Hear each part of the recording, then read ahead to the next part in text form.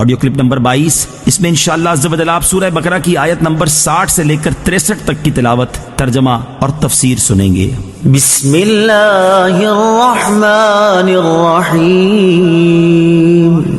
ترجمہ: اللہ کے نام سے شروع جو نہایت مہربان رحمت والا ہے۔ وَإِذِ اسْتَسْقَىٰ مُوسَىٰ لِقَوْمِهِ فَقُلْنَا اضْرِب بِّعَصَاكَ الْحَجَرَ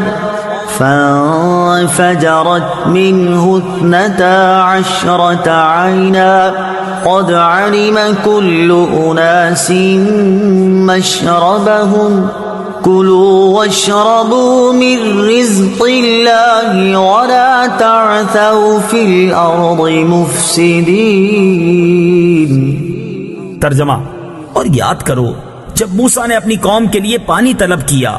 تو ہم نے فرمایا کہ پتھر پر اپنا عصا مارو، تو فوراً اس میں سے 12 چشمے بہہ نکلے، اور ہر گروہ نے اپنے پانی پینے کی جگہ کو پہچان لیا، اور ہم نے فرمایا کہ اللہ کا رزق کھاؤ اور پیو اور زمین میں فساد نہ پھیلاتے پھرو۔ وَإِذِ اسْتَسْقَىٰ مُوسَىٰ لِقَوْمِهِ، اور جب موسیٰ نے اپنی قوم کے لیے پانی مانگا۔ تفسیر صراط الجنان میں ہے جب میدان طیہ میں بنی اسرائیل نے پانی نہ پایا تو حضرت موسیٰ علیہ السلام کی خدمت میں فریاد کی۔ حضرت موسیٰ علیہ السلام کو اللہ تعالیٰ کی طرف سے حکم ہوا کہ اپنا عصا پتھر پر مارو، چنانچہ آپ علیہ السلام نے عصا مارا تو اس پتھر سے پانی کے 12 چشمے جاری ہو گئے، اور بنی اسرائیل کے 12 گروہوں نے اپنے اپنے گھاٹ کو پہچان لیا۔ کلو وشربو،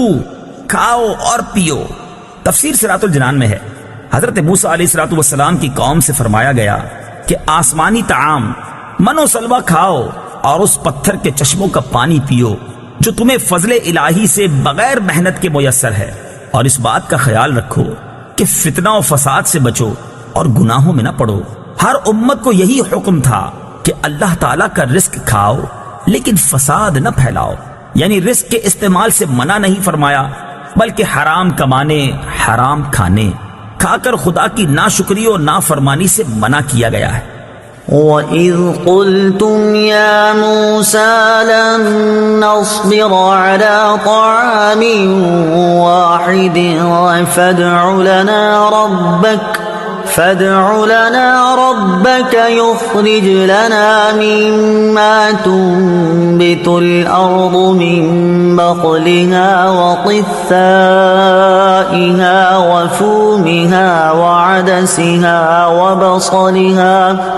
قال أتستبدلون الذي هو أدنى بالذي هو خير اهبطوا مصرا فإن لكم ما سألتم وضربت عليهم الذلة والمسكنة وباءوا بغضب من الله ذلك بأنهم كانوا يكفرون بآيات الله ويقتلون النبيين بغير الحق ذلك بما عصوا وكانوا يعتدون۔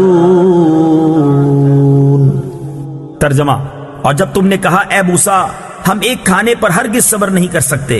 لہٰذا آپ اپنے رب سے دعا کیجئے کہ ہمارے لیے وہ چیزیں نکالے جو زمین اگاتی ہے، جیسے ساگ اور ککڑی اور گندم اور مسور کی دال اور پیاز۔ فرمایا کیا تم بہتر چیز کے بدلے میں گھٹیا چیزیں مانگتے ہو؟ اچھا پھر ملک مصر یا کسی شہر میں قیام کرو، وہاں تمہیں وہ سب کچھ ملے گا جو تم نے مانگا ہے، اور ان پر ذلت اور غربت مسلط کر دی گئی اور وہ خدا کے غضب کے مستحق ہو گئے۔ یہ ذلت و غربت اس وجہ سے تھی کہ وہ اللہ کی آیتوں کا انکار کرتے تھے اور انبیاء کو ناحق شہید کرتے تھے، اور یہ اس وجہ سے تھی کہ انہوں نے نافرمانی کی اور وہ مسلسل سرکشی کر رہے تھے۔ لن نصبر على طعام واحد، ہم ایک کھانے پر ہرگز صبر نہیں کریں گے۔ تفسیر صراط الجنان میں ہے بعض لوگوں کی طبیعت میں کم ہمتی، نالائکی اور نیچ پن ہوتا ہے، آپ انہیں پکڑ کر بھی اوپر کرنا چاہیں تو وہ کم تر اور نیچے رہنے کو ترجیح دیتے ہیں۔ ایسے لوگ عموماً زندگی کی لذتوں اور نعمتوں سے فائدہ نہیں اٹھا پاتے۔ بلند ہمت اور بہتر سے بہتر کے طالب ہی خالق و مخلوق کے ہاں پسندیدہ ہوتے ہیں۔ بنی اسرائیل پر نعمتوں کے ذکر کے بعد یہاں سے ان کی کم ہمتی اور نالائکی اور نافرمانی کے کچھ واقعات بیان فرمائے جاتے ہیں۔ ان میں سے ایک واقعہ یہ ہے، بنی اسرائیل نے حضرت موسیٰ علیہ السلام سے مطالبہ کیا کہ ہم ایک ہی قسم کے کھانے پر صبر نہیں کر سکتے، آپ دعا کریں کہ ہمیں زمین کی ترکاریاں اور دالیں وغیرہ ملیں۔ حضرت موسیٰ علیہ السلام نے انہیں سمجھایا کہ تمہیں اتنا اچھا کھانا بغیر محنت کے مل رہا ہے، کیا اس کی جگہ ادنا قسم کا کھانا لینا چاہتے ہو؟ لیکن جب وہ نہ مانے تو حضرت موسیٰ علیہ السلام نے بارگاہ الہی میں دعا کی۔ اس پر حکم ہوا کہ اے بنی اسرائیل، اگر تمہارا یہی مطالبہ ہے تو پھر مصر جاؤ، وہاں تمہیں وہ چیزیں ملیں گی جن کا تم مطالبہ کر رہے ہو۔ مصر سے مراد یا تو ملک مصر یا مطلقاً کوئی بھی شہر ہے۔ إن الذين آمنوا والذين هادوا والنصارى والصابئين من آمن بالله واليوم الآخر وعمل صالحا فلهم أجرهم عند ربهم ولا خوف عليهم ولا هم يحزنون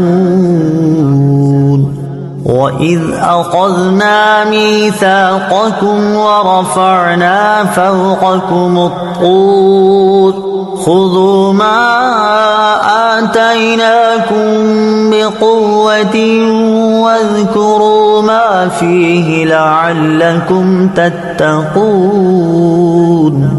ترجمہ، بے شک ایمان والوں نیز یہودیوں اور عیسائیوں اور ستاروں کی پوجا کرنے والوں میں سے جو بھی سچے دل سے